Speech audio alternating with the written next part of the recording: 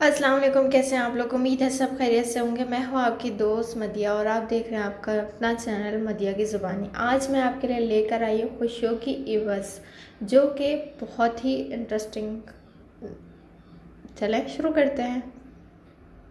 وہ پتھر آنکھوں سے ان کے گزرتے ہوئے منظر کو دیکھ رہی تھی۔ آس پاس کی سب چیزیں اس کو چھوڑتے ہوئے پیچھے دوڑ رہی تھیں۔ درخت، ندی، نالے، چلتے پھرتے، ہنستے روتے اور افسردہ بیٹھے ہوئے انسان، پرندے جو آسمان کی بلندیوں کو ہوا کے جھونکوں سے ڈگمگا رہے تھے، وہ سب وقت کی رفتار کے مطابق اس سے پردہ کیے جا رہے تھے اور وہ بھی اپنا بوجھ اٹھائے آگے بڑھے جا رہی تھی۔ گاڑی کی پچھلی نشست پر بیٹھی ہوئے اس سب کو منظر کو چوری کرتے ہوئے اس نے ایک مرتبہ بھی آنکھ نہ جھپکائی۔ فرنٹ سیٹ سے اس کو ڈرائیور کی دھیمی آواز آ رہی تھی، جو غالباً کسی سے فون پر گفتگو میں مشغول تھا۔ ماحول میں گاڑی کے انجن کی آواز ابھی کوئی آواز نہ تھی اور اس کی تمام تر توجہ قدرت کے ان نظاروں پر تھی جو اس کی گاڑی کے شیشے سے بے آواز گزرتے جا رہے تھے، اور ان بے آواز مناظر میں کوئی آواز بھرنا چاہتی تھی۔ اس کی خود کی آنکھوں کی بینائی ماضی کے کسی گہرے اندھیرے میں بھٹکی ہوئی تھی، جہاں رنگ و آواز کا کوئی تصور بھی نہ تھا۔ ایک وہ تھی اور ایک اس کی وجود کی انتہائی سرد خاموشی۔ دن کا سورج اپنی بلندی پر تھا، گرمی سر چڑھ کر بول رہی تھی، اور وہ کالے لباس میں ملبوس، سر پر باریک ململ کا سیاہ دوپٹہ لیے ٹانگ پر ٹانگ رکھے گہری آنکھوں کے ساتھ شیشے سے چھنی ہوئی دنیا کو دو ٹوک دیکھنے میں مصروف تھی۔ آنکھوں کے گرد حلقے، ان میں پھیلا ہوا کاجل، اس کی درد کی داستان کی گواہی دے رہے تھے۔ اتنے قرب کے باوجود سر سے پاؤں تک سیاہ لباس میں ملبوس اس عورت کا چہرہ آگ کی زردی کی مانند دیکھ رہا تھا۔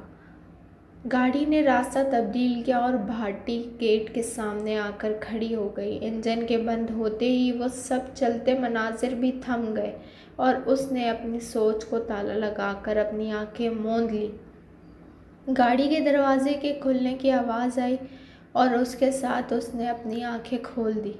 ایک بار پھر اس سے دروازہ کھولنے کی آواز آئی اور اب ڈرائیور نے جھک کر اس کے جانب کا دروازہ کھولا، اپنی کمر میں خم ڈالا اور اپنی نظریں جھکا کر دونوں ہاتھوں سے اس کو باہر کی طرف نکالنے کا اشارہ کیا، جس پر اس نے اپنا دایاں پاؤں باہر نکالا۔ پیروں میں سیاہ رنگ کی انتہائی چپٹی اور سیدھی جوتی تھی، جس میں سفید رنگ کا ایک نگ ٹکا ہوا تھا اور اس میں اس کا پاؤں کسی اولو کی طرح دھمک رہا تھا۔ کشمکش کا اس کا بایاں پاؤں بھی اس دھوپ میں نکل آیا اور دوسرے ہی لمحے اس نے اپنے دونوں پاؤں میں زمین کے خاک پر اتار دیے۔ وہ جھک کر باہر نکلی تو ڈرائیور نے اس کو راستہ دیتے ہوئے اپنی کمر کے خم کو سیدھا کیے بغیر نظریں جھکائیں اور دور ہٹ کر کھڑا ہو گیا۔ اس نے اپنی سرد آنکھوں کے سامنے بھاٹی گیٹ پر نصب کیے تو اپنی وجود کو سہارا دے کر کھڑی ہو گئی۔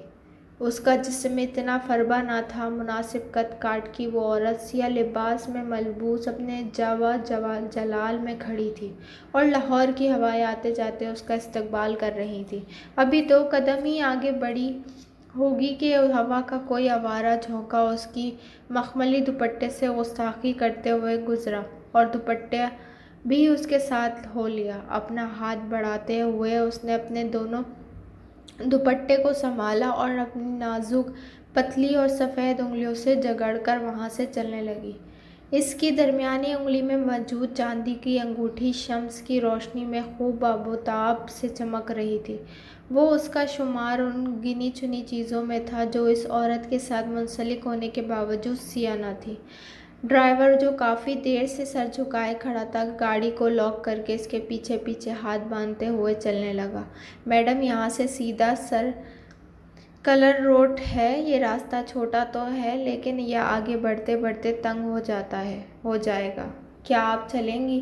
اس نے سر جھکائے پیچھے سے آواز دی، جس کا جواب میں اس کی اعصاب میں سر ہلایا اور چلتی رہی، اپنے متوسط قد کاٹ کے جسم کو سنبھالے مضبوط ساکن قدموں کے ساتھ۔ اب وہ باٹی گیٹ کے تمام مناظر کو پیدل راستے طے کر کے پیچھے چھوڑتی جا رہی تھی۔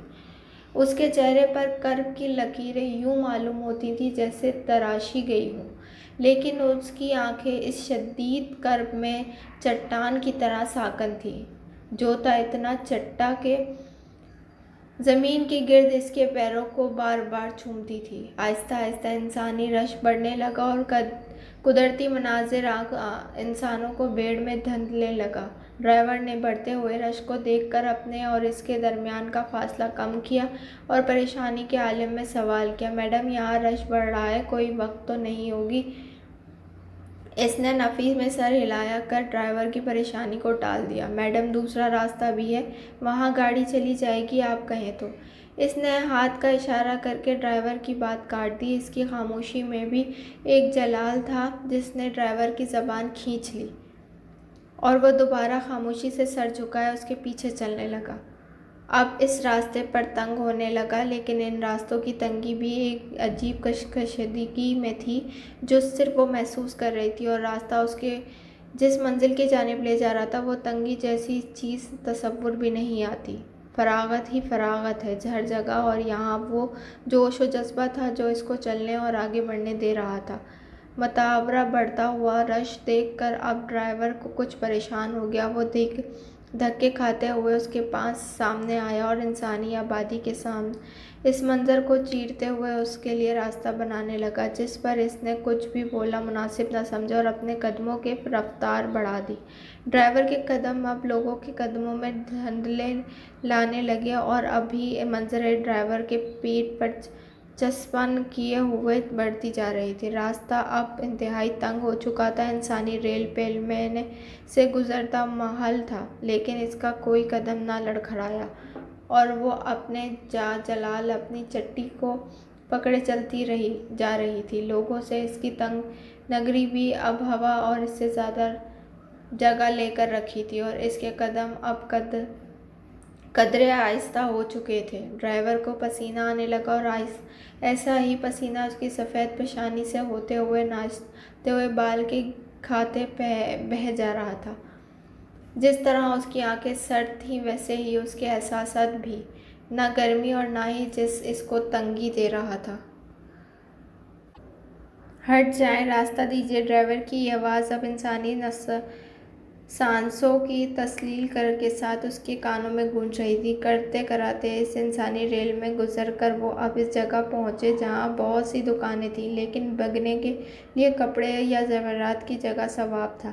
اس نے چادروں کے اطراف میں نظر گھمائی، لال، پیلے اور ہرے رنگ کے جھنڈوں پر قرآنی آیات اور دعائیں کڑکڑائی کرتی ہوئی دکھائی دیں۔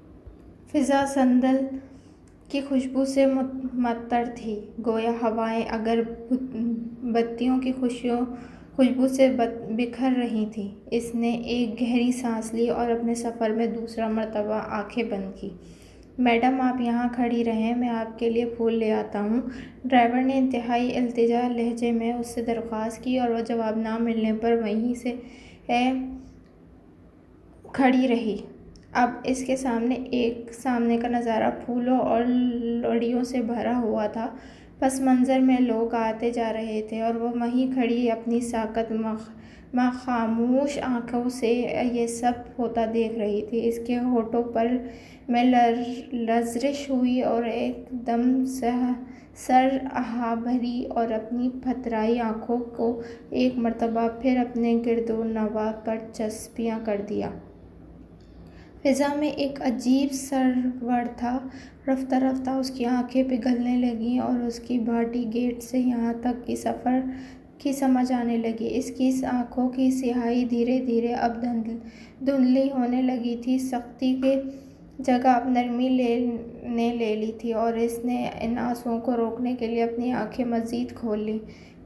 اس کو کسی طرح احساس ہو رہا تھا، لیکن اس احساس کی وہ فی الوقت سمجھنے سے قاصر تھی۔ درد قطرہ قطرہ اس کی آنکھوں میں پشت رفت کرنے لگا۔ کرب کی نئی لکیریں پرانی لکیروں سے مل کر درد کی نئی راستے اس کے چہرے پر کھود رہی تھیں۔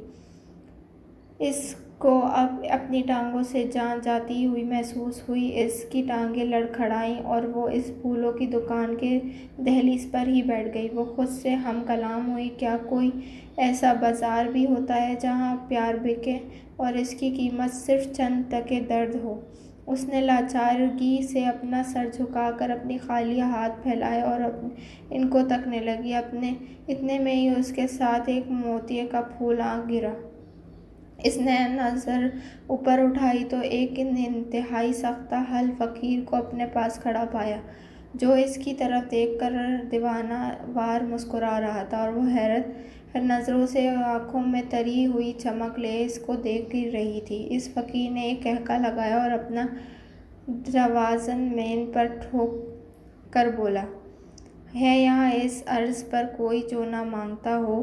اور دیوانہ وار ہنسنے لگا، اور اس کو اس حیرانی کے عالم میں دیکھے جا ہی رہی تھی۔ فقیر نے پھر سے ڈنڈورا ٹھوکا، سب کو سب کچھ ملتا ہے، اپنے اپنے حصے کا، درد بھی دوا بھی، اور سب بتا دیتا ہے درد بھی دوا بھی۔ یہ سن کر اس کا وجود کانپ اٹھا اور اس نے فوراً اس کی آنکھیں میچ کر اپنا سر اپنے گھٹنوں کے بیچ چھپا لیا۔ اس کے اندر اس کے چھپے ڈر کی چنگاری سلگ رہی تھی، جواب ایک اوال بہنے کے لیے تیار تھی۔ اس کی سانس اکھڑ رہی تھی۔ اس کی سخت لہجوں نے عالیہ اور وہاں بیٹھے اب اپنے وجود کو ٹوکنے میں اور اپنی آنکھوں میں قید اس نمی کو بہنے سے بچانے لگی۔